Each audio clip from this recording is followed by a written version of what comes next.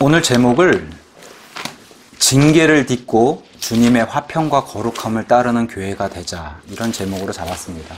징계를 딛고 주님의 화평과 거룩함을 따르는 교회가 되자. 요즘 우리 교회 이슈는 단연 분란과 분쟁일 겁니다.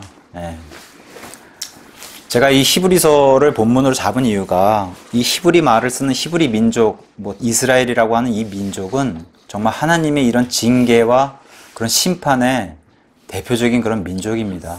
그러한 민족 가운데서도, 히브리 민족 가운데서도 성도들을 위해서 사도 바울이 편지를 쓰면서, 특히 오늘 본문이 그런 징계 대명사의 그런 본문으로 나오기 때문에 이 성도들의 편지를 통해서 오늘 저희 역시 책망도 듣고 위로를 받기를 원해서 제가 오늘 본문을 이렇게 잡았습니다.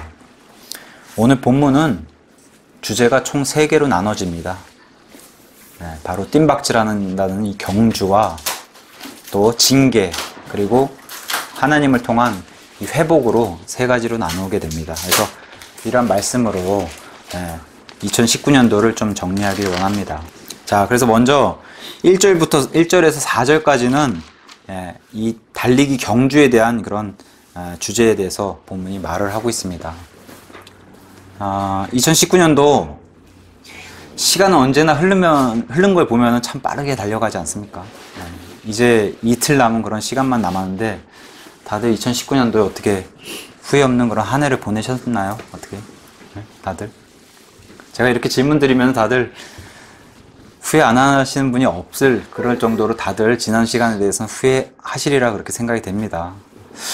하나님께서 저희에게, 이 사람에게 시간이라는 그걸 만들어주시면서 시간이 흘러간다는 것을 개념을 단위별로 나눠주셨어요. 그래서 일주일의 단위, 그 일주일이 모여서 한 달의 단위, 그 12달의 달이 모여서 또 1년이라는 그런 단위가 지나가는 것을 보면서 시간의 흐름을 이렇게 알려주셨는데, 그것을 뭘 하라는 건가요? 점검하라는 거예요. 시간이 흘러가면 자기가 어떻게 삶을 살고 있는지를 점검하라고 이렇게 시간의 단위도 이렇게 개념을 만들어 주셨는데, 어쨌든 2019년도의 달리기는 이제 끝이 납니다.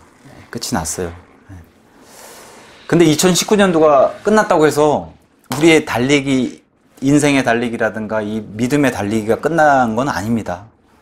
우리의 성화의 이 마라톤은 여전히 진행 중이고 2020년도에 또 달려야 돼요. 여기 학창시절에 달리기 좋아하신 분 계시나요? 단거리 말고 장거리? 이게 참 힘든 거예요, 장거리 뛰는 게. 저는 생각만 해도 너무 싫더라고요. 벌써 딱 장거리 달리기 하면 벌써 숨이 여기 턱까지 차는 그런 기억들. 또 과거에는 다 학교 진학하려면 체력장이란 거 했잖아요, 다. 오래 달리기 하고. 그래서 어떤 시간 안에 통과해야 되고 막 그 부담도 있었고.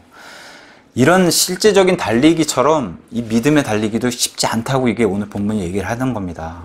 그래서 본문은 그리스부터 이렇게 내려왔던 그런 올림픽의 게임에 대해서 이렇게 비유를, 예를 들어서 얘기하면서 본문의 마라톤으로 바울이 설명을 하고 있는데, 올림픽의 기원은 우리가 잘 알듯이 그리스부터 내려왔으니까요. 그래서 여기에 성도의 달리기라는 표현은 이제 이 달리기에 빗대어서 이 경기장 콜로세움에 들어와 있는 선수는 다 성도들이다. 그래서 구원받은 자만 이 경기장에서 뛸 수 있는 선수 자격을 부여받는다는 거예요. 우리가 올림픽을 보면은 뛰고 싶다고 일반인이 참가할 수가 없잖아요. 다 선수의 자격을 받고 그 안에 예선을 통과한 자들만 거기에 설 수 있는 거지 일반 사람은 들어갈 수 없는데, 마찬가지로 이 믿음의 경기장이라고 하는 데는 이 구원받은 성도만 설 수 있다는 거예요. 그래서 다 같이 0에서 출발하는 그 구원받은 사람들만 출발선에 서서 이제 출발하게 되는 그런 선수의 그런 자격을 부여받는다고 이제 바울이 달리기를 빗대어서 이제 설명을 하기 시작합니다. 그러면서 12장 1절에 그러므로라고 이제 시작을 하게 되면서, 바로 앞장에서 어떠한 일이 있었던가를 이제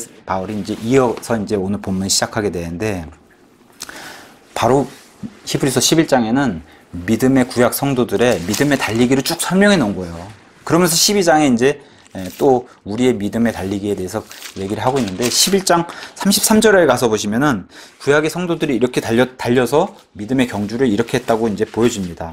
그들이 믿음을 통해 왕국들을 정복하기도 하며 의를 이루기도 하며 약속한 것들을 얻기도 하며 사자들의 입을 막기도 하며 맹렬한 불을 끄기도 하며 칼날을 피하기도 하며 연약한 가운데서 강하게 되기도 하며 싸움에서 용맹하게 되어 외인들의 군대들과 싸워 물리치기도 하며 여인들은 자기들의 죽은 자를 다시 살려서 받기도 하며 다른 이들은 고문을 당하되 더 좋은 부활을 얻으려고 구출받기를 원치 아니하였으며 이렇게 하면서 먼저 앞에는 좋은 것들을 이렇게 믿음의 경주에서 좋은 것들을 얻은 사람들 이 땅에서조차도 그렇게 얘기하면서 뒤에는 경주가 쉽지 않다는 것을 보여주는 36절부터 이제 나가는 게 이르세요. 또 다른 이들은 심한 조롱과 채찍질 뿐 아니라 참으로 또한 결박과 옥에 갇히는 시련도 겪었으며 돌로 맞기도 하고 톱으로 잘리기도 하며 시험을 받기도 하고 칼로 죽임을 당하기도 하며 양가죽과 염소가죽을 입고 떠돌아다니며 궁핍과 고난과 고통을 당하는 이런 믿음의 경주도 한 사람이 있다고 이제 성경이 우리에게 알려주면서 이 뜀박질이 이 경기가 쉽지 않다는 것을 구약의 성도들을 예를 들어서 우리에게 사도 바울이 설명을 해주고 있는 겁니다. 달리기가 100m 달리면 그냥 뭐 한 15초, 20초 안에 끝나니까 그거는 잠깐이니까 참을 수 있잖아요. 근데 오래 달리기는 이게 쉽지 않잖아요. 저도 뭐 아까 말씀드린 체력장이라든가 저도 군대에는 훈련이 없으면은 그냥 매일 뛰는 걸 시키니까 참 그런 생각하면 너무 힘든 그런 생각이 지금도 떠오르고 제가 군대에 있었을 때 이제 체육대회 저는 이제 공 가지고 하는 운동들을 좋아해가지고 군대에서 이제 체육대회 하면은 체육대회가 그냥 대회가 아니라 군대에서는 전쟁이라고 표현하니까요. 그래서 배구 선수를 한번 뽑혀가지고 훈련을 하는데 거기에 이제 지도하는 간부가 대한항공 배구 선수 출신이었어요. 그래서 4km를 전력 질주하는데 너무 힘들더라고요.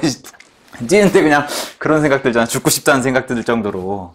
그래서 뛰는 게 참 지금 생각해도 너무 힘들다는 그런 느낌이 드는데 이게 믿음의 뜀박질도 똑같다 이제 오늘 본문이 계속 얘기해 주는 겁니다. 근데 11장의 믿음의 사람들을 쭉 설명해 놓으면서 잘 달린 이 믿음의 선조들을 한번 보여줬어요. 성경책이 보여주고서 하나님께서 뭘 원하시냐면은 너희도 동일하게 신약 성도인 너희도 동일하게 힘을 내라는 거예요. 그래서 격려와 응원을 하는 그런 말씀으로 오늘 본문이 시작을 하게 됩니다. 그러면서 1절에 그러므로 증인들이 이렇게 큰 구름을 이루고 또한 우리를 둘러싸고 있다는 겁니다. 제가 일전에도 말씀드렸다시피 이 증인이란 단어는 원어로 어떤 단어랑 동일하게 쓰였냐면은 순교자란 단어로 동일하게 쓰였어요. 그래서 하나님의 증인이 된다고 하는 게 이게 쉬운 게 아니라는 거예요. 하나님의 입을 열어서 자기가 증언을 해서 증인이 된다고 하는 게 목숨을 걸고 자기 목숨을 바쳐서 이렇게 순교할 정도의 각오를 할 수 있는 그런 자들이 하나님의 증인이다라고 이렇게 설명하는데 그렇게 많은 증인들이 하나님의 증인들이 지금은 하늘에서 우리를 내려다보고 있는 그 증인들이 우리를 둘러싸고 있다는 겁니다. 두 가지로 볼 수 있어요. 하늘의 증인들이 하나님께서 우리를 내려다보시는 것을 증언해 주는 것일 수도 있고 또 하나는 이 증인들이 직접 우리를 내려다보면서 또 많은 천사들의 그런 천상의 존재들도 있잖아요. 그런 존재들이 우리를 지금 내려다보고 있다는 겁니다. 한 가지 위안이 되는 것은 우리가 이 땅에서 뭔가 억울하고 좀 그런 조롱과 심한 그런 모욕을 당한다 하더라도 엄청나게 셀 수 없는 많은 증인들이 내려다보고 있다는 거예요. 이거를 피할 수는 없다는 겁니다. 그래서 그런 사실을 우리가 믿고 그런 것에 기대해야 된다라고 이제 오늘 말씀을 드리고 싶어요. 그러면서 모든 무거운 것과 너무 쉽게 우리를 얽매이는 죄를 우리가 떨쳐버려야 된다. 한번 각자 우리에게 한 해 동안 우리 가정 아니면 나 개인의 나를 둘러싸고 있는 너무 무거운 것이 무엇인가. 사실 옆에 있는 우리 형제 자매들은 모르잖아요. 본인만 알 수 있는 아니면 본인 가정만 알 수 있는 그런 무거운 것이 무엇인가를 하나님께 아뢰고서 떨쳐버려야 된다고 본문이 우리에게 얘기를 하면서 시작을 하는 겁니다. 그러면서 우리가 한번 마라톤 선수 뛰는 사람들을 한번 생각해보면 얼마나 복장을 간편하게 하고 뛰어요. 그러잖아요. 막 무거운 거 타이어 메고 뛰지 않잖아요. 가벼운 복장으로 마라톤 선수들이 뛰는 걸 생각해보면은 우리 100m 육상 선수들 보면 굉장히 근육이 우람해요. 단거리 선수들은. 근데 실질적으로 마라톤 선수들을 보면 전부 아프리카에 그래 못 먹은 사람들처럼 삐짝 말랐잖아요. 왜요? 그런 우람한 근육조차도 필요가 없다는 거예요. 마라톤에는 불필요하다는 거예요. 그런 근육이. 그래서 그런 불필요한 근육도 다 뺄 정도로 정말 진짜 새끼도 못 먹는 사람들처럼 이렇게 삐짝 마른 사람들이 마라톤 뛰잖아요. 그렇게 몸을 가볍게 해야지 이 마라톤을 뛸 수 있다는 것을 세상에서도 보여주는데 믿음에서도 그거를 오늘 증명해주고 본문이 얘기를 하는 거에서 우리를 무겁게 누르는 이런 죄들, 무겁게 누르는 죄들, 또 너무 쉽게 우리 얽매이는 죄들 이런 것을 다 떨쳐버려야 된다. 그래서 너무 쉽게 얽매이는 이런 죄들을 버리라고 하는데 그런 죄들에 대해서는 골로새서 3장 5절부터 제가 읽어보겠습니다. 그러므로 땅에 있는 너희 지체들을 죽이라. 그것들은 음행과 부정함과 무절제한 애정과 악한 욕정과 탐욕이니 탐욕은 우상 숭배니라. 이거 지금 교회에 믿는 성도들에게 얘기하는 거예요.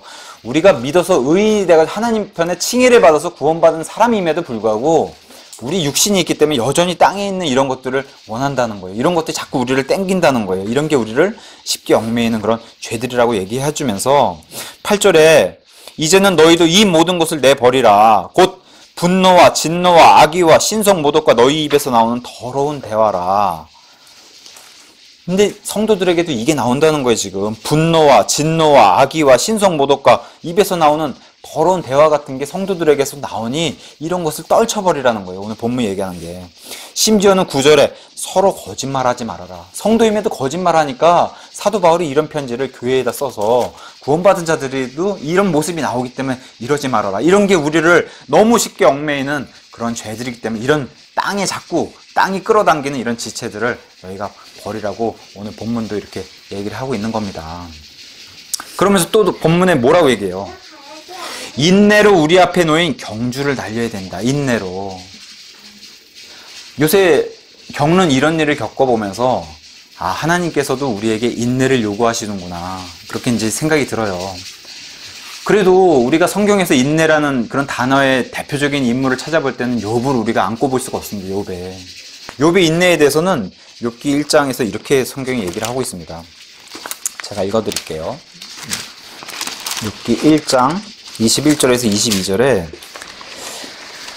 이르되 내가 내 어머니 태에서 벌거벗고 나왔은즉 또한 벌거벗은 채 그리 돌아가리라. 주신 분도 주시오 가져가신 분도 주시니 주의 이름이 찬송을 받을지어다 하고 이 모든 일에서 욥이 죄를 짓지도 아니하고 어리석게 하나님을 비난하지도 아니하였더라. 이 일이 왜 벌어졌어요? 자신의 가지고 있던 거 다 잃었잖아요. 심지어 자식까지도 건물이 무너져가지고 자식까지도 다 잃은 상태에서 이런 고백을 한 사람이 욥인데 욥의 인내를 하나님이 우리에게 이제 알려주셨어요. 그러면서 욥 23장 10절에 또 이런 유명한 구절도 우리에게 남겨주셨습니다. 그러나 내가 가는 길을 그분께서 아신다는 거예요. 욥의 이런 인내와 이런 시련도 다 아신다는 겁니다. 우리의 이런 시련도 하나님께서 다 아신다는 거예요. 하늘에 있는 수많은 셀 수 없는 그 증인들이 다 알고 있다는 겁니다. 그래서 그분께서 나를 단련하신 뒤에 욥을 단련하신 것처럼 우리 교회도 우리 개인도 단련하신 뒤에 내가 금같이 나온다라고 하는 이런 멋진 구절도 우리에게 남겨주셨습니다. 참 멋있는 게 로마서 15장 4절에 그래서 우리에게 알려준 유명한 구절이 이런 구절이 있어요. 인내에 대해서 이렇게 얘기하고 있습니다. 성경이. 이 모든 특히 욥 같은 이런 구절들을 무엇이든지 이 욥의 이런 구절들처럼 전에 기록된 이 성경 기록들은 우리의 배움을 위해서 기록됐다는 거예요. 욥의 인내도 좀 배워보고 욥의 시련도 한번 보면서 우리랑 비교해보고 이거 비교가 안 되잖아요. 우리의 지금 당하는 것들은. 이것은 우리가 성경 기록 이런 욥과 같은 성경 기록이 주는 인내와 위로를 통해서 이런 성경 기록들이 주는 인내와 위로를 통해서 소망을 가지게 하려고 하나님께서 우리에게 이 성경 기록을 남겨주셨다고 귀한 말씀도 우리에게 이렇게 남겨주셨습니다. 성경에는 이 달리기, 믿음의 달리기에 대해서 굉장히 많이 기록을 해놓으셨어요. 찾지 말고 이거 제가 읽어드릴 테니까 들으세요. 고린도전서 9장 24절에서도 경주할 때 달리는 자들이 다 달릴지라도 한 사람이 상을 받을 줄을 너희가 알지 못하느냐. 너희도 상을 받도록 이와 같이 달리라 하면서 이 믿음의 구원받은 이후에는 경주에 뛰기 싫어도 뛰어야 되는 그런 경주에 트랙에 들어서는 어쩔 수 없이 우리가 그런 신분을 사도 바울이 얘기를 해주고 있습니다. 빌립보서 3장 13절에서는 우리의 목표가 정해져 있다. 예수 그리스도라고 하는 목표가 정해져 있기 때문에 그 표대를 향해서 밀고 나가야 되는 이게 쉬운 건 아니지만 밀고 나가야 된다고 했어요. 뭔가 장애물이 많기 때문에 밀고 나간다는 표현을 썼어요. 그렇게 밀고 나가야 되는 그런 우리의 경주에 대해서도 빌립보서 3장이 기록해놨고 우리 다 같이 디모데후서 2장 가서 한번 찾아보겠습니다. 디모데후서 2장. 사도 바울이 자기의 영적 아들 디모데에게는 이런 말씀도 줬어요. 디모데후서 2장 5절에 또한 사람이 우승하려고 애써도 적법하게 애쓰지 않으면 관을 얻지 못한다. 우리가 결과가 목적이 예수 그리스도라고 해도 가진 방법을 다 동원해가지고 그것만 달성하면 되느냐? 아니라는 거예요. 하나님은 그 과정 하나하나 다 보신다는 거예요. 적법하게 해서 써야지. 내가 내 트랙을 벗어나서 내 마음대로 결승전 골이 내가지고 내가 우승했다라고 상을, 메달을 달라 그러면 안 된다는 거야. 안 주신다는 거예요. 하나님이. 그래서 우리의 과정도, 결과도 중요하게 생각해야 되지만 그 과정까지도 다 보신다고 하는 하나님을 우리가 기억하고 적법하게 해야 된다는 거, 우승하려고 그러는데 이게 그리스도인의 자세라고 이제 본문이 알려주고, 또 디모데후서 4장 7절 가서 보시면은 이렇게 또 성경이 얘기하고 있어요. 사도 바울이. 이 달려가는 이 경주는 내가 선한 싸움을 싸우고 나의 달려갈 길을 마치고 믿음을 지키면은 이후로는 나를 위하여, 바울을 위하여 의의 관이 예비되어 있다. 주곧 의로우신 심판자께서 그날에 그것을 사도 바울에게 주실 것이요, 내게만 아니라 그분의 나타나심을 사랑하는 디모데도, 그리고 여기 진주에 모여있는 저와 여러분도 이렇게 사랑하는 모든 자들에게 주신다고 이런 약속을 주셨습니다. 이게 달려갈 길을 마친, 경주가 끝난 그 시점에 그날에 주신다라고 이제 성경이 우리에게 약속을 해주시는 이런 위로의 말씀으로 오늘 위로 받으시길 바랍니다. 자, 경주를 달리다 보면은 이게 경주가 쉽지 않기 때문에 오늘 본문 말씀처럼 징계가 와요. 징계가. 그 징계는 다른 말로는 우리에게 이제 시련이 오고, 또 굳이 좋은 말로 이제 표현해 보자면 하나님의 훈련이 온다, 이렇게 이제 얘기를 할 수가 있는데, 아무래도 달리다가 이런 일이, 사람이 힘들잖아요, 달릴 때. 근데 이런 숨이라도, 호흡이라도 잘못 어긋나면은 엄청 힘들죠, 달리다 보면은. 심지어는 너무 힘들다 보면 주저앉기도 해요. 근데 본문이 오늘 2절부터 4절까지 뭐라고 얘기하냐? 너가 힘들고 달리다가 이제 주저앉고 또 주저앉았을 때 먼저 예수님을 생각하라는 거예요. 그게 오늘 2절에서 4절 말씀입니다. 억울하고 정말 분통이 터지면은 예수님을 생각하라는 거예요. 이게 비교 대상이 안 되는 예수님보다 네가 억울하겠냐? 이런 말씀을 2절부터 4절까지 주셨는데 제가 읽어보겠습니다. 우리의 믿음의 창시자여 또 완성자이신 예수님을 바라보자. 그분께서는 자기 앞에 놓인 기쁨으로 인해 십자가를 견디사 그 수치를 멸시하시더니 이제 하나님 왕자 오른편에 앉으셨느니라. 죄인들이 자기를 대적하여 이처럼 거역한 것을 견뎌내신 분을 깊이 생각할지니 이것은 너희가 너희 생각 속에서 지치고 기진하지 아니하게 하려 함이라. 너희가 죄와 싸우되 아직 피 흘리기까지 대항하지는 아니하였노라. 예수님도 몸을 입고 이 땅에 오셨기 때문에 힘드셨습니다. 이 몸을 입고 이 사람으로 오셨기 때문에. 근데 인간의 고통 중에 가장 고통이 심하다고 하는 그 십자가를 기쁨으로 견디셨다는 거예요. 이게 성경이 말하는 진리입니다. 예수님은 고난의 본이세요. 시련의 본이시고, 예수님도 온 세상에 우리 모든 인류의 죄를 다 담당했기 때문에 하나님의 죄덩어리가 돼가지고 그 죄의 징계를 받으신 분이에요. 그래서 그 본이 되신 분이에요. 죄의 징계의 본이 되신 분이다, 예수님이.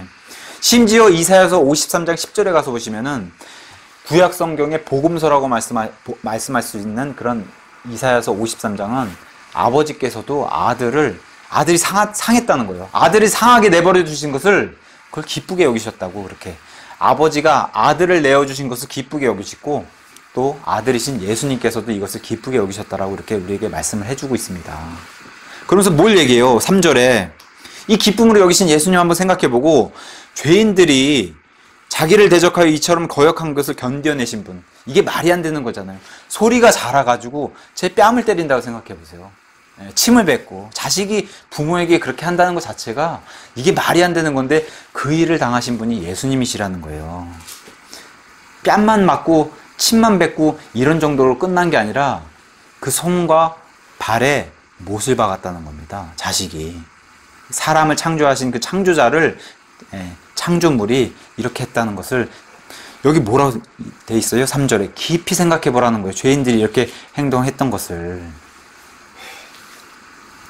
이런 것을 깊이 생각했을 때 너희가 너희 생각만 안에서 지치고 기진하지 아니하게. 그러니까 이런 징계나 이런 시련이 오면 사람이 지치고 기진하게 마련인데, 너희가 예수님 한번 이렇게 깊이 생각해 보면은 그런 걸로 지치고 기진하지 아니하게 하려고 예수님을 깊이 생각해 보라고 이제 본문이 우리에게 얘기를 하는 겁니다. 근데 우리 형편이 나은 게 뭐예요?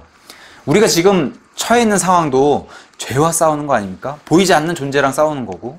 근데 이렇게 싸우는 우리의 형편이 지금 피까지 흘리면서, 그죠? 죄 때문에 피 흘리기까지 대항하신 그런 예수님보다 낫다는 거예요. 4절이 그걸 얘기하는 겁니다. 너희가 죄와 싸우되 아직 피 흘리기까지 대항하지도 아니하였더라. 이건 우리뿐만 아니라 히브리 민족도 마찬가지. 여기 지금 히브리 민족 가운데 구원받은 이스라엘 유대인 성도도 마찬가지고 우리가 피를 흘리면서 이렇게 당하진 않았으니까 그런 예수님을 먼저 생각하고 저에게 요번에 참 그런 고비가 있었지만 우리가 사실은 그런 고비를 잘 넘긴 것 같아요. 우리의 그런 분노도 다 잠재우고 하나님의 영광만 바라보고서 우리가 모든 걸 다 내려놓고 그렇게 갔더니 사실 예상치도 못한 이런 지원도 받게 되고 그러한 환경도 열어주셨는데 그렇지 않았으면 우리의 이런 육신적인 분노나 이런 걸 끌어올렸다면 어떻게 됐겠어요 정말. 세상 사람들 앞에 우리의 성경이라든가 우리가 추구하는 이런 신약교회라든가 이런 게 정말 조롱거리가 될 뻔했던 그런 위기를 우리가 잘 넘긴 것 같습니다. 그래서 우리가 하나님의 영광을 위해서 그런 일을 견뎌냈는데 그럼에도 우리가 피 흘리기까지 대항하는 그런 일은 겪지 않았으니 그런 걸로 오늘 위로를 삼기 바랍니다. 자, 5절부터는 이제 본격적인 징계 이야기가 나가요. 징계 이야기가. 달리다가 이런 일을 반드시 겪는다고 얘기하는 겁니다. 5절에 또한 자식들에게 하든 너희에게 말씀하시는 권면을 너희가 잊었도다. 이르시되 내 아들아 너는 주의 징계를 멸시하지 말며 그분께 책망받을 때에 낙심하지 말라. 주께서 사랑하는 자를 친히 징계하시고 자신이 받아들이는 아들마다 채찍질 하시느니라 하셨느니라. 징계는 오늘 본문에 참 귀하게 자식들에게만 하신다는 거예요. 자식들에게만. 제가 로마서 8장 말씀 읽어드릴게요. 참 이 자식들에 대해서 우리가 참 좋은 말씀 로마서 8장 14절에 이렇게 얘기하고 있어요. 하나님의 영에 의해 인도받은 자들은 다 하나님의 아들들이니 너희는 다시 두려움에 이르는 속박의 영을 받지 아니하고 양자 삼으시는 영을 받았느니라. 그분을 힘입어 우리가 아바 아버지 하고 부르짖느니라. 성령께서 우리 안에 계신 성령께서도 친히 우리의 영과 더불어 우리가 하나님의 자녀인 것을 증언하시나니 자녀이면 상속자 곧 하나님의 상속자여 그리스도와 함께하는 공동 상속자니라. 우리가 그분과 함께 고난을 당하면 이것은 우리가 함께 영광도 받으려 함이니라. 저와 여러분이 하나님의 영에 인도받은 하나님의 아들들인 거 맞습니까? 하나님의 자녀가 되신 거 맞습니까? 그런 자녀들에게만 하나님께서 징계를 내리신다는 거예요. 이게 저도 본문 준비하면서 참 은혜가 되더라고요. 이게 이 징계가 우리가 더 잘 되려고. 그쵸? 부모가 자식의 그런 마음이잖아요. 자식을 혼낼 때 올바른 부모라면 자식이 잘 되도록 혼을 내지 않습니까? 우리가 하나님의 자녀가 맞구나, 이런 일을 겪으면서 다시 한번 점검하게 해주신 거 감사드리는 그런 은혜를 한번 경험을 해보게 됩니다. 근데 여기 중요한 5절에 이런 말씀이 있어요. 또한 자식들에게 하든 너에게 말씀하시는, 자식들이 이런 거 잊는다는 거, 권면을 잊는다는 거예요. 권면을 잊게 되면 하나님의 징계가 온다, 이렇게 이제 성경이 얘기하는 겁니다. 징계는 두 가지로 온다라고 오늘 본문도 얘기하고 있어요. 잘못했을 때 반드시 오게 돼 있어요. 그 다음에 잘못을 안 해도 온다는 거예요. 징계는 6절에 말씀하시는 게 뭐예요? 사랑하는 자를 잘 되라고 하나님이 친히 징계도 먼저 내리신다는 거예요. 그 예를 좀 이따 들겠고, 먼저 잘못했을 때, 반드시 하나님의 성도가 잘못했을 때, 특히 고린도전서 5장에 가서 보시면 하나님의 성도임에도 다른 여자와 함께, 자기 아내를 두고서 다른 여자와 함께 간음을 하는 이런 사람 하나님이 반드시 죽이기까지 하시는 그런 징계를 내리신다고 성경이 말씀해 주고 있습니다. 또 주의 만찬을 업신여긴 자들이 병이 들고, 주의 만찬을 업신여긴 자들이 포도주를 퍼먹고 하다가 죽임당하는 그런 고린도전서 11장에 나오는 그런 징계도 임했다고 성경이 우리에게 증언해 주고 있고, 디모데전서 1장 20절에 가서 보시면 이 사도 바울을 대적하고 디모데를 대적해서 너무나 힘들게 했던 이 후메네오와 알렉산더라는 사람들을 들어서 이런 사람들에게 반드시 사도 바울이 징계를 내려주십사 하고 기도드리는 그런 일들을 통해서 반드시 하나님의 자녀들에게 징계를 임하게 하신다는 그런 말씀을 우리에게 주셨습니다. 이게 뭘 체크해 봐야 되냐면, 우리도 2019년도를 교회를 이렇게 해오면서 우리 잘못이 분명히 어딘가 있을 거예요. 그런 것을 좀 돌이켜보라는 게 이런 계기를 통해서. 그래서 우리의 잘못이 있으면 고백하고, 우리 자세가 그걸 요구하시는 거예요. 하나님이 너희에게도 잘못이 있다, 그런 걸 돌이키고 고백해서 하나님께 우리가 지금 우리에게 무슨 잘못이 있어요? 우리가 뭘 잘못했길래 이런 시련이 와요? 이런 자세는 사실 우리의 자세가 아니라고 얘기한 겁니다. 성경이. 구원받을 자들도 제가 얼마나 착하게 살았는데 제가 구원받을 필요가 뭐가 있겠습니까? 이런 사람은 절대로 구원 못 받습니다. 그죠? 자기를 돌이키고 제가 죄인이군요. 제가 몰랐습니다. 지금까진. 제가 죄인이라면은 하나님 앞에 제가 돌이키고 회개합니다. 이런 사람들만 구원을 받을 수 있듯이 구원받은 성도도 마찬가지라는 거예요. 우리 잘못이 있음을 우리가 고백을 하고 다시 한번 우리가 하나님 앞에서 제대로 좀 해보겠습니다. 지금까지 우리가 잘못 산 거 2019년도로 다시 돌이켜보면서 잘못 산 것을 돌이키고 2020년도에는 그렇게 살지 않겠습니다라고 다짐하는 그런 시간이 되길 바랍니다. 두 번째는 죄를 짓지 않았어요. 그런데도 징계가 온다는 거예요. 이거는 부모의 입장에서 더 굳건히 하나님은 세워주신 분이시기 때문에 더 굳건히 세워주시기 위해서 11절 말씀 먼저 볼까요? 이제 어떤 징계도 그 당시에는 기쁘게 보이지 아니하고 슬프게 보이나 그럼에도 불구하고 나중에는 그것으로 말미암아 단련된 자들에게 그것이 의의 화평의 열매를 맺게 하게끔 하려고 하나님이 굳건히 세워주기 위해서 훈련시키려고 이렇게 징계를 주신다는 거예요. 그래서 아까 예를 들은 욥이 무슨 잘못을 했겠어요? 우리가 봤을 땐 아무 잘못을 안 했어요, 욥이. 근데 욥의 징계, 엄청난 징계를 받았잖아요, 우리가 봤을 때. 또 한 명의 성경에 인물이 있어요, 요셉 같은. 약 17세의 그런 청소년의 나이에서 13년 동안 고생하고. 한번 생각을 해보세요. 자기 친형들이 자기를 죽이려고 그랬어요, 10명이나. 자기 친형 10명이 자기를 죽이려고 그랬어요. 그리고 죽이는 게 양심에 좀 가책을 느껴가지고 다른 나라로 팔아버려서 아예 평생 못 볼 뻔한 그런 일을 당한 사람이 요셉이에요. 14년 동안 또 애굽 땅에 끌려가가지고 가진 고생을 하고 또 억울하게 그죠? 그 보디발의 아내를 탐하려고 하지도 않았는데 억울한 사실 그런 억울함이 우리의 억울함하고 무슨 비교가 되겠어요. 그럼에도 이 요셉이란 사람 자기를 죽이려고 했던 그 형제들까지도 다 용서했던 것을 성경이 우리의 배움을 위해서 기록해 놨어요. 그 인내와 시련을 우리의 배움을 위해서 기록해 놨어요. 그래서 그런 요셉을 통해서 죄가 없잖아요. 우리가 봤을 땐 죄가 없어요. 근데도 그런 시련을 겪었는데 그것을 통해서 욥이 너무나 큰 사람이 됐어요. 너무나 큰 그리스도의 예표가 된 사람으로 우리가 그것을 성경을 통해서 알 수 있는데 그런 것을 좀 보라는 거예요. 그런 징계도 온다. 성경이 그걸 보여주고 있습니다. 우리에게 5절과 6절이 그러면서도 주의를 해야 된다. 징계를 받을 때 이런 사람들이 등장한다는 거예요. 5절에 또한 자식들에게 하던 너희에게 말씀하시는 권면을 너희가 잊었도다. 이르시되 내 아들아 너는 주의 징계가 오면은 이걸 멸시하지 말라는 거예요. 주의 징계가 오면 그분께 책망받을 때 낙심하지 말라는 거예요. 두 가지가 올 수 있다는 거예요. 성도에게도. 이게 지금 다 자식들에게 하는 말씀이니까요.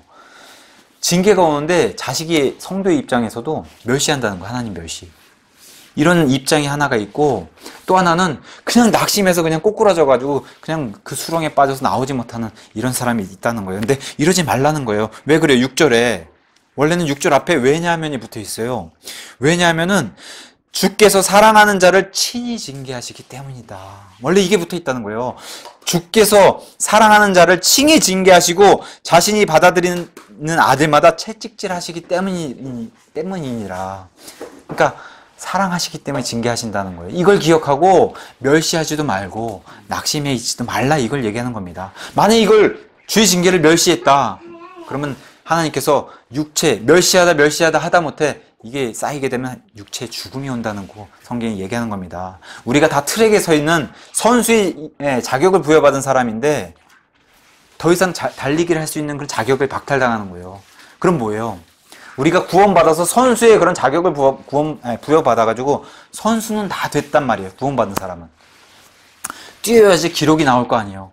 뛰어야지 뭐라도 5m, 10m라도 뛰어야지 기록이 나올 거 아니에요. 뛰어야지 뭔 상을 받을 수 있을 거 아니에요. 근데 그런 자격까지도 박탈당하는 선수 자격이 중단되는 그러한 멸시를 하게 되면 그러한 일이 올 수가 있으니까 조심해야 된다라고 먼저 얘기하고 있고 그와 반면에 뛰다가 그냥 낙심이 돼가지고 주저앉았어요. 달리기 하다가. 그런 수렁에 빠졌어요. 제가 히브리서 11장 그 카톡에 올린 그 장처럼 10장 39절에 그러나 우리는 뒤로 물러가 멸망에 이르는 자들에게 속하지 아니하고 믿어서 혼의 구원에 이르는 자들에게 속하느니라 했는데, 수렁에 빠지면 이렇게 뒤로 물러가는 사람이 될 수도 있다는 거예요. 낙심해가지고 그냥 거기서 헤어나지 못하고 하나님을 원망하고 이런 사람이 되면은 안 된다는 거예요. 이것도 하나님이 금지를 하고 있다, 이제 그렇게 본문이 얘기를 하는 겁니다. 이런 기쁨이 없는 삶에서 빨리 나와라, 이런 삶까지 가지 말라는 거예요. 그러니까 하나도 극이고 하나도 극이에요. 멸시도 극이고 낙심도 극이라는 거예요. 이런 극과 극의 이런 입장에 처하지 말고 이런 데로 빠지지 말라고, 이건 주의하라고 이제 얘기를 하면서 징계의 사례에 대해서 고린도전서 10장에 우리에게 잘 설명을 해주고 있습니다. 광야에는 다 같이 구원받아가지고 트랙에 다 쓰는 구약 성도에 대해 설명하고 있어요. 다 같이 이집트를 탈출하면 다 트랙에서도 다 뛰기 시작했어요. 구약 성도가 뛰자마자 뭐 했어요? 다 멸시해서 달리기를 중단하는 그런 사태도 맞이하기도 했고, 뛰면서 또 어떻게 돼요? 수렁에 빠져가지고 다 낙심하는 이런 사태도 성경이 잘 보여주고 있어요. 하루에 23,000명이나 쓰러져 죽는 이런 달리기 중단당하는 이런 사태도 당하게 되고, 또한 그 도중에 어떤 자들이 그리스도를 시험하다가 뱀들에게, 그죠? 불뱀을 믿지 못해서 뱀들에게 멸망당하는 이런 일도, 하나님을 시험하는 이런 일도 당했고, 그러니까 이런 많은 구약에 달리던 사람들이 본보기로 이렇게 당한 것을 사도 바울이 설명하면서 너희는 그러지 말아라. 이게 참 주의하게 조심해야 될 게 있는 게 뭐냐면은, 심지어 징계의 대상이 모세라는 사람도 징계의 대상을 받았다는 것을 기억해야 돼요. 모세가 가나안에 들어가지 못했다는 것도 기억을 해야 된다는 거예요. 모세도 징계를 받았다는 겁니다. 모세도. 근데 참 위로가 되고 감사한 일은 7절부터 10절에 징계가 있어야 하나님의 자녀라는 거예요. 이거예요. 바로 하나님의 자녀만 징계하신다는 거예요. 7절에 너희가 징계를 견디어내면 하나님께서 아들들을 대우하듯 너희를 대우하시나니 아버지가 징계하지 않는 자가 무슨 아들이냐. 모든 사람이 징계를 받음으로 너희에게 징계가 없으면 너희가 사생하여 아들이 아니니라. 또한 우리에게 있던 우리의 육체 아버지들이 우리를 바로잡아도 우리가 그들을 공경하였거늘 하물며 영들의 아버지께 우리가 더욱 복종하고 이로써 살아야 하지 아니하겠느냐. 진실로 그들은 며칠 동안 자기들이 기뻐하는 대로 우리를 징계하였거니와 그분께서는 우리의 유익을 위해 하시나니 이것은 우리가 자신의 거룩함에 참여한 자가 되게 하려 하심이라, 이렇게 말씀해 주고 계십니다. 세상에서도 이렇게 얘기해요. 징계가 없이 아이를 키우면은 문제아가 된다고. 아이의 훈육에 대해서는 잠언 22장 6절에 아이가 마땅히 가야 할 길로 아이를 훈련시키라. 그리하면 그가 늙어서도 그 길을 떠나지 아니하리라. 이렇게 얘기하고 있고, 22장 15절에서도 아이의 마음에는 어리석음이 매여 있거니와 바로잡는 회초리가 그것을 몰아내어 그에게서 멀리 떠나게 하리라. 또 23장 13절과 14절에 심지어 이 회초리가 이렇게 얘기하고 있습니다. 바로잡는 것을 아이에게 금하지 말라. 내가 그를 회초리로 때릴지라도 그가 죽지 아니하리라. 너는 그를 회초리로 때려서 그의 혼을 지옥에서 건질지니라. 그러니까 아이를 바르게 교육하는데도 사실은 성경은 이제 매를 들라고 얘기하는데, 이게 과도한 매가 아니면은 아이를 올바로 교육시킬 수 있고, 아이가 심지어 지옥에서도 건질 수 있는 그러한 바른 교육을 성경이 우리에게 얘기를 하고 있습니다. 제가 이제 소리를 이제 키울 때 보통 이제 소리 엄마는 소리를 이제 많이 이렇게 품어줘요. 그런 다정한 면을 이제 그런 파트를 이제 아내가 맡았고, 저는 보통 이제 매를 들고 훈육하는 쪽을 맡았어요. 제가 그런 쪽이 제 성격이랑 좀 더 맞는 것 같고, 제 아이니까 혼을 내는 거예요. 제 아이니까. 요새 같은 시대에는 남의 아이 혼냈다면 큰일 납니다. 그잖아요. 요새 같은 시대는. 근데 저는 가끔씩 혼자 있을 때 그런 생각을 해요. 아이를 제가 혼내면서도, 바르게 가라고 아이를 혼내면서도 혼자 있는 시간에는 참 아이 혼낸 것에 대해서 마음이 아파요. 저도. 근데 우리 하늘에 계신 아버지는 더 하시다는 거예요. 자기 자녀를 혼낼 때 더 마음이 찢어지시는 분이 하늘에 계신 아버지시라는 거예요. 근데 이 아버지께서 자녀에게만 징계를 내리신다고 하니 이게 참 감사하고 은혜스럽더라고요. 우리가 봤을 때 구원받은 성도가 심각한 죄를 짓고 불순종을 하는데도 징계가 없다. 이건 죽은 자라는 거예요. 죽은 아이라는 거예요. 사생아라고 이제 성경이 오늘 본문에도 얘기를 하는 겁니다. 단도직입적으로 말하면 마귀의 자식이라는 거예요. 그러면은 징계가 없으면은. 징계의 목적은 9절에 나옵니다. 9절에. 또한 우리에게 있던 우리 육체의 아버지들이 우리를 바로잡아도 우리가 그들을 공경한다는 거예요. 그러니까 아버지께서, 하늘에 계신 아버지께서 우리에게 징계와 이 단련과 훈련의 시간을 허락하신 이유가 공경과 복종에 있다는 거예요. 제가 소리로 혼내지 않으면 소리가 막대먹은 길로 계속 길 외에 벗어나는 길로 계속 갈 겁니다. 그래서 저 아이를 바로잡기 위해서 매를 두고 훈육을 하게 되면 저 아이가 바른 길로 돌아온다는 거예요. 그게 우리 육체의 아버지에게도 공경과 복종을 하기 위해서 저렇게 매를 들고 바른 교육을 해야 된다라고 성경이 얘기하고 있는데, 하늘에 계신 아버지도 똑같다는 거예요. 우리가 바른 길을 가기 위해서 하늘에 계신 아버지도 우리에게 공경을 요구하시고, 또 공경을 누구에게 요구하세요? 내가 아니라 내 아들을 공경해라, 그렇게 얘기하시잖아요. 그런 공경과 또 나를 복종과 순종하기 원하신다는 그런 말씀으로 오는 이제 말씀을 자녀들에게 요구하신다라고 이제 본문에 얘기를 하는 겁니다. 근데 10절에 가서 보시면은 육신의 아버지는 자기 감정에 따라서 이기적인 징계도 한다는 거예요. 선을 지나쳐서 도를 지나쳐서 징계를 하기도 한다는 거예요. 우리 육신의 아버지는. 근데 우리 하늘 아버지는 그런 적이 없으시다는 겁니다. 10절에. 그와 반면 육신의 아버지와 달리 하늘의 아버지께서 항상 공의로운 분이시기 때문에, 전능하신 분이시기 때문에 그렇게 도를 지나쳐서 징계하시는 그런 분이 아니시다라고 오늘 본문이 얘기를 해주는 겁니다. 드디어 이렇게 징계를 받았더니 11절에 징계의 결과가 너무 복되다는 거예요. 복된 결과를 11절에 얘기하는 겁니다. 이제 어떤 징계도 그 당시에는 기쁘게 보이지 아니하고 슬프게 보이나 그럼에도 불구하고 나중에는 그것으로 말미암아 단련된 자들에게 그것이 의의 화평의 열매를 맺느니라. 이게 징계의 목적이라는 겁니다. 당장 그 순간에 아버지도 힘들고 아들도 힘들고 다 힘들어요. 우리 같은 경우는 원치 않는 그런 일들도 겪었어요. 사람이 살다 보면 성도임에도 원치 않는 병도 생기고, 뭐 우리 같은 형제 가운데서도 암도 생길 수도 있고, 그죠? 사고도 생길 수도 있고, 원치 않아도 재산의 손실도 당할 수도 있고, 지금 우리 처한 상황을 보면은 진짜 그동안 뭐 저는 사실 그 당사자가 아니기 때문에 우리 손영재님 가정 같은 경우는 그래도 착실하게 잘 쌓아왔던 교회 재산도 그냥 한순간에 다 날아갔어요. 근데 욥의 말씀을 기억하라는 거예요. 주신 분도 주시고 가져가신 분도 주님이시라는 거예요. 그런 걸 생각해 봤을 때 원치 않아요, 우리가 손실을 당하는 거. 그럼에도 이런 일들이 우리를 더 단련시켜서 더 큰 개인이나 더 큰 교회로 만들어 주신다는 거예요. 이런 징계와 훈련과 이런 단련이. 저도 지난 2주, 특히나 지난 한 주 동안에는 이번 일을 좀 깊이 생각하면서, 또 목사님과 또 집사 형제들과 이렇게 통화를 하면서 왜 교회 시작하기도 전에 왜 이런 일들이 생겼을까 참 깊이 생각했는데, 그럼에도 은혜가 된다는 거예요. 성경에 많은 환난에 대해서 이제 성경이 얘기하고 있는데, 이 환난이란 단어의 속뜻이 하나님의 키질이에요. 키질. 키질이라는 것 자체가 알맹이와 껍질을 분리하는 작업이에요. 키질이. 그러잖아요. 그래서 이런 일들이 반드시 필요했구나. 다행히도 2019년도가 지나가기 전에 이런 일들을 마무리를 어느 정도 해주신 게 이게 참 큰 은혜구나, 이제 그런 생각이 들고, 이 키질이라는 게 말 그대로 분리잖아요. 분리. 이런 일들이 반드시 필요했기에 우리는 아파요. 아버지도 아파요.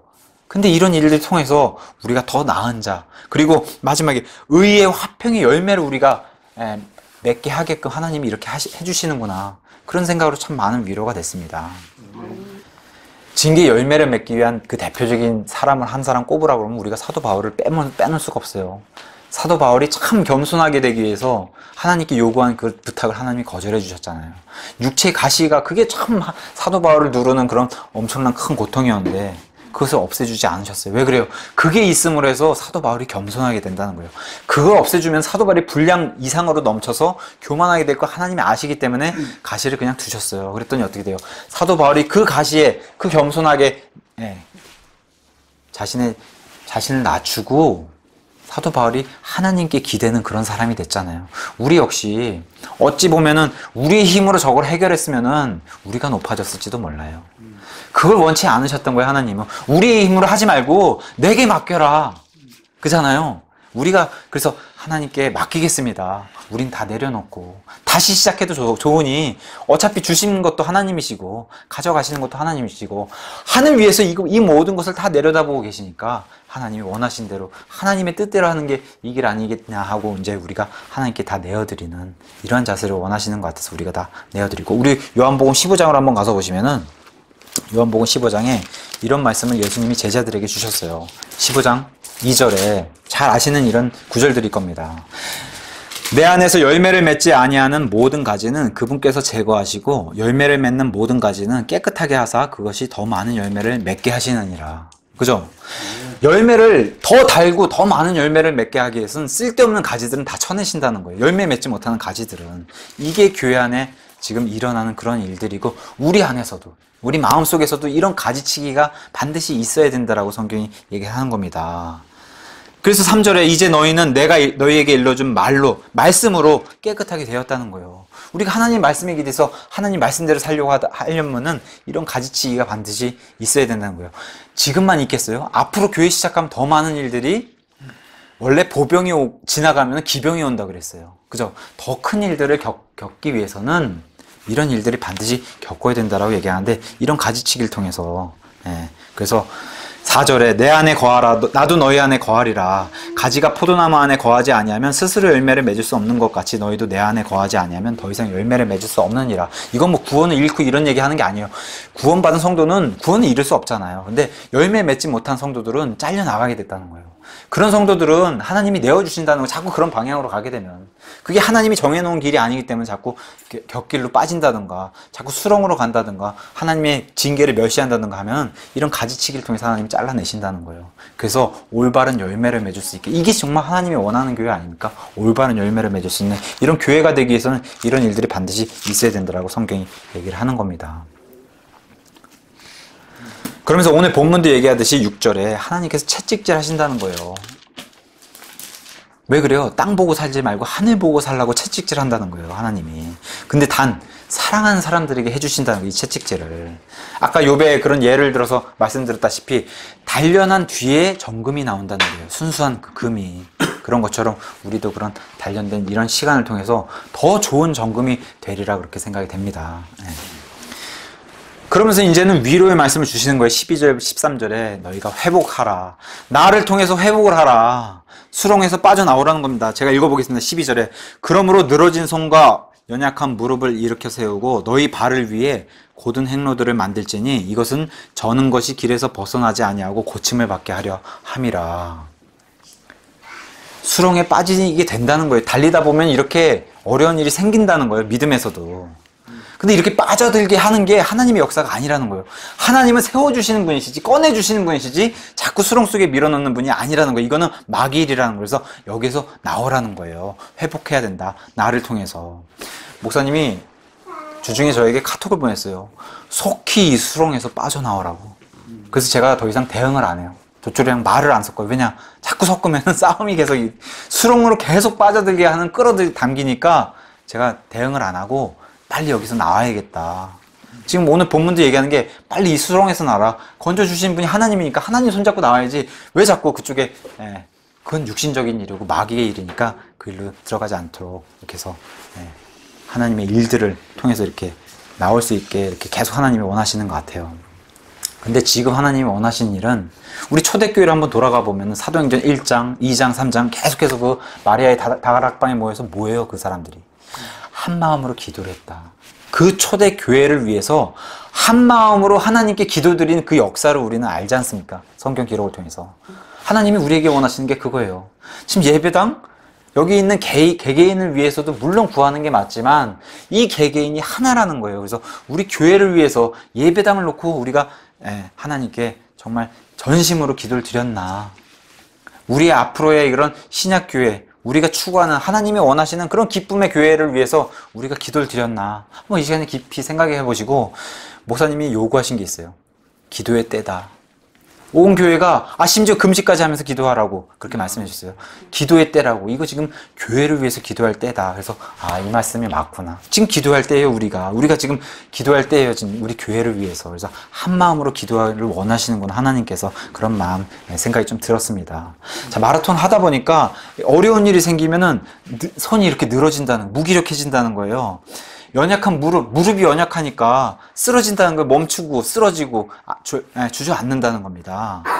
근데 이걸 누가 세워주신다는 거예요? 회복하고 세워주신 분은 하나님이시라는 거예요. 그걸 반드시 기억하라는 거예요. 그 징계를 지금 허락하신 분께서 세워주신다는 거, 더 강하게. 욥이 2배의 그런 은혜를 받았던 것처럼 세워주신다는 겁니다. 그분을 의지하고서 다시 회복하길 원하신다라고 본문이 얘기하는 거예요. 우리 무릎 안 좋으신 김선희 자매님 무릎이 안 좋으시잖아요. 그렇게 무릎이 안 좋으면 잘 달릴 수 없는 거 너무나 잘 알잖아요. 근데 어떻게 돼요? 그 무릎을 강하게 만들어 주실 수 있는 분도 하나님이시라는 거예요. 그러면서 뭐라고 얘기해요? 13절, 너희 발을 위해서 곧은 행로를 만들라는 거예요. 우리 한 교회 안에도 믿음의 분량들이 다 달라요. 그럼 어떻게 해요? 믿음의 분량이 강한 그런 성장에 있는, 성숙해 있는 사람들이 앞에 있는 장애물들을 치워주라는 거예요. 덜 성숙한 자들을 위해서. 그래서 새로, 우리가 또 교회에 또 새로 받아들일 사람들이 있잖아요. 그러한 새로 받아들인 그런 성도들을 위해서도 이 장애물들을 다 치우면서 나가라는 거예요. 고든 길을 만들어주고 잘 달릴 수 있게끔 그 얘기를 오늘 13절에 하고 있는 겁니다. 고든 행로들을 만들어라. 다리가 절면은, 절름발이가 되면은 길에서 벗어날 수밖에 없는데 이런 것을 원치 않는다는 거예요. 절름발이가 길에서 벗어나지 않도록 하나님이 고침해 주기를 원하신다. 회복해 주길 원하신다. 이 길을 오늘 13절에 얘기를 해주고 있는 겁니다. 영적인 장애물 치우는 것도 동일하다는 거예요. 지금도. 지나간 일은 어차피 돌이킬 수 없으니까 지금도 이 영적인 장애물들을 우리가 치우고 있는 거고 앞으로도 치워야 된다는 거예요. 새로 오실 분들을 위해서. 이게 우리 교회에 지금 필요하다는 겁니다. 그러면서 드디어 14절에 참으로 멋있는 명령을 주세요. 모든 사람과 더불어 화평과 거룩함을 따르라. 그것들이 없이는 아무도 주를 보지 못하리라. 여기 화평이 그냥 화평이 아니고 여기 거룩함이 그냥 거룩함이 아니에요. 주님의 화평과 주님의 거룩함이에요. 그런 교회로 만들라는 거예요. 주님이 원하시는 것은 모든 사람, 심지어 믿지 않는 사람까지도 다 화평하게 지내야 되는, 이걸 추구하는 게 맞아요. 근데 이 땅에서 또 이 지역교회를 하다 보면은 100% 불가능해요. 이런 일은. 될 수가 없어요. 모든 사람과 화평하게 지내는 일은. 그래서 로마서 16장 17절에 성경도 이렇게 얘기해요. 형제들아, 이제 내가 너희에게 간청하노니 너희가 배운 교리에 역행하여 분쟁을 일으키거나, 이거 다 교회 안에서 일어나는 일입니다. 실족하게 하는 자들을 주목하고 그들을 피하라. 그들을 피하라.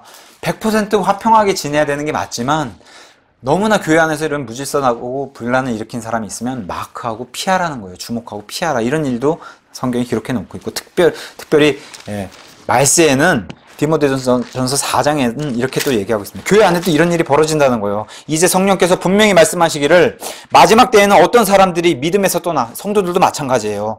유혹하는 영들과 마귀들의 교리에 주의에 기울이라고 얘기하시는데 성도들도 이런 데 넘어간다는 거예요.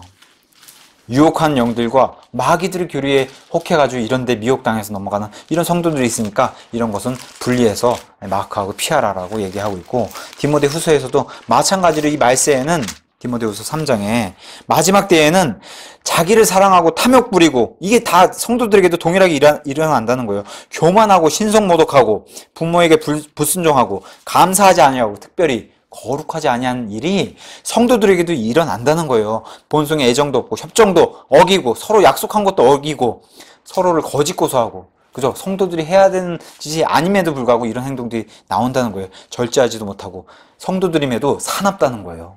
짐승처럼 이런 일이 벌어지고, 성도들 가운데 선한 일을 추구해야 되는 그런 성도들임에도 불구하고 선한 성도들을, 선한 자들을 멸시하는 이런 일이 일어난다는, 교회 안에서도 배신하는 일이 일어나고 고집을 부리는 이런 일이 일어나고 높은 마음을 품고 이런 일이 일어나고 하나님을 사랑하는 일보다 어떻게 쾌락들을 더 사랑하는 이런 일이 말세에 일어나니까 교회 안에도 동일하게 일어나고 우리가 사는 지금 시대가 이런 시대라는 거예요. 그래서 이런 일들을 조심하라라고 하면서 너희가 주님의 화평과 거룩함을 추구해야 된다. 화평을 추구하려면은 반드시 사랑이 동반돼야 될 거예요. 그죠? 사랑 없이 어떻게 화평을 유지할 수 있어요? 사랑을 동반해서 사랑으로 화평을 유지해야 함에도 거룩함의 공존과 균형을 우리는 항상 생각해야 돼요. 거룩함에 공존한다는 거, 또 이 균형을 맞춰야 된다는 거. 그래서 제가 늘 말씀드리기를, 사랑과 거룩을 뒀을 때 사랑은 49%, 거룩을 51%로 반드시 둬야 돼서 거룩함 속에서 우리가 사랑을 베풀 수 있도록 그렇게 얘기하고, 또 하나는 이와 비슷한 예로 은혜와 진리라고 우리가 표현할 수 있는데, 많은 사람들이 은혜를 추구하잖아요. 은혜를 49%를 놓고 진리를 51%를 놔야 돼요. 우리는 진리 편에 서서 은혜를 추구해야 되지, 뭐든지 은혜로 덮고 사랑으로 덮는 그런 교회는 우리가 추구하는 그런 교회가 아닙니다. 우리 하나님이 여기 말씀처럼 거룩하신 분이에요.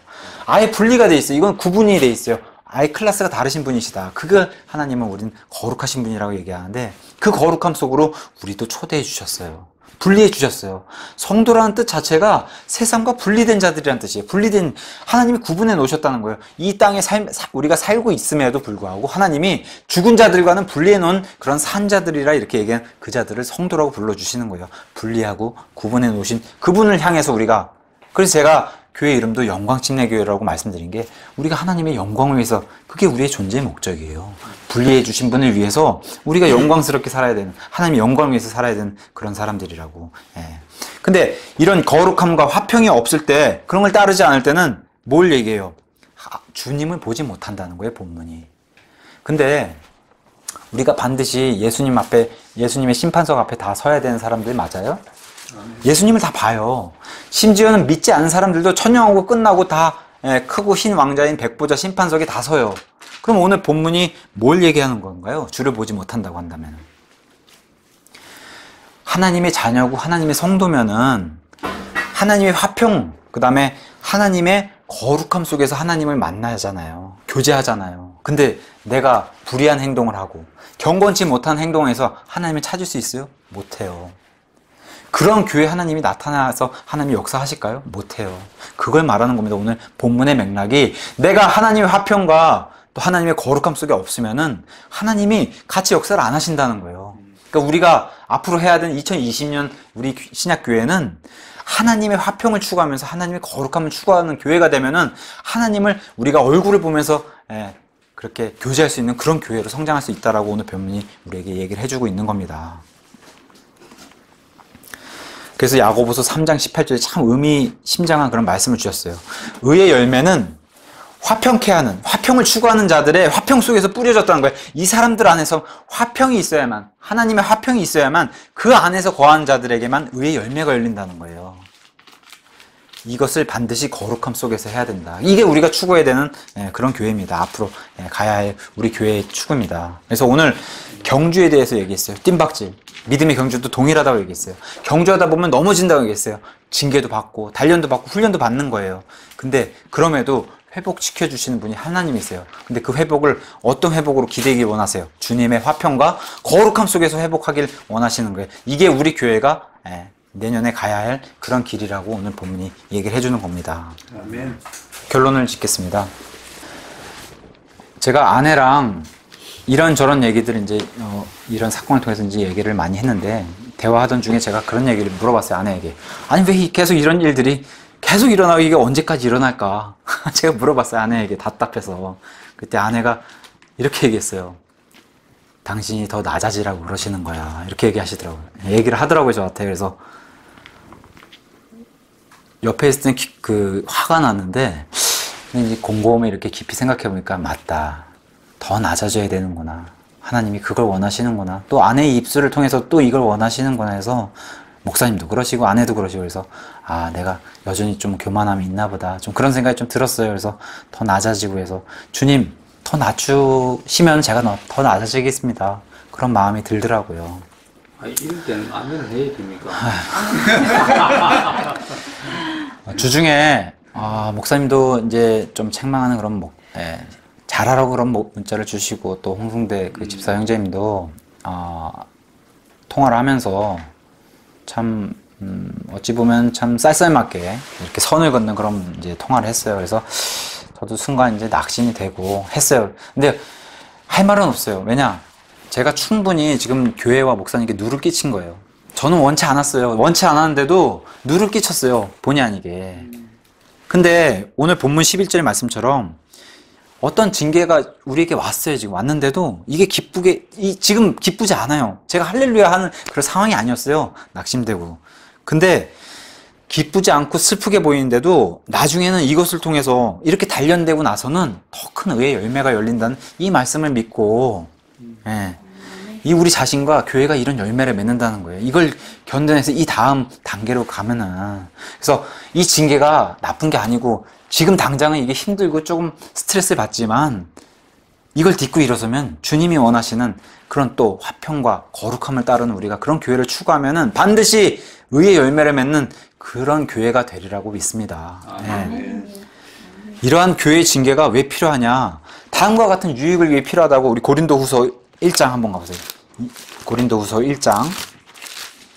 이러한 징계가 왔을 때 이걸 견뎌내면은 우리 다음에 구원받을 사람 또 구원받은 성도들이 우리의 교회의 멤버가 됐을 때 이러한 것들을 우리가 할 수 있다라고 얘기하는 거예요. 자, 1장 1절부터 읽을게요.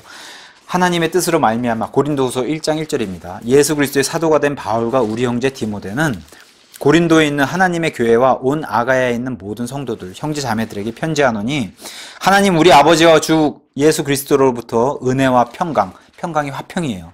너희에게 있기를 원하노라. 하나님을 찬송하리로다. 그분은 곧 우리 주 예수 그리스도의 아버지시요 긍휼의 아버지시며 모든 위로, 그죠? 위로의 하나님이시니라. 네. 그분은 우리의 모든 환난 중에서, 모든 환난이니까 우리도 여기 들어가 있는 거예요. 그죠? 모든 환난 중에서 우리를 위로해 주시는 그런 분이시라고 얘기하시는 거예요. 우리를 위로하심은 우리 자신이 하나님께 위로받을 때 얻는 위로를 힘입어서 우리가 다음에 오는 어떤 고난 중에 있는 자들도 능히 위로하게 하려 하심이라. 이러한 환난을 넘어서서 하나님의 위로를 우리가 얻으면은 다음에 이런 동일한 환난이라든가 어려움을 겪는 그런 성도들에게 우리가 위로해 줄 수 있다는 거예요. 또 우리 교회가 위로해 줄 수 있다는 거예요. 네. 이러한 의의 열매를 풍성히 맺는 저와 여러분이 되기를 예수님의 이름으로 축원합니다. 네.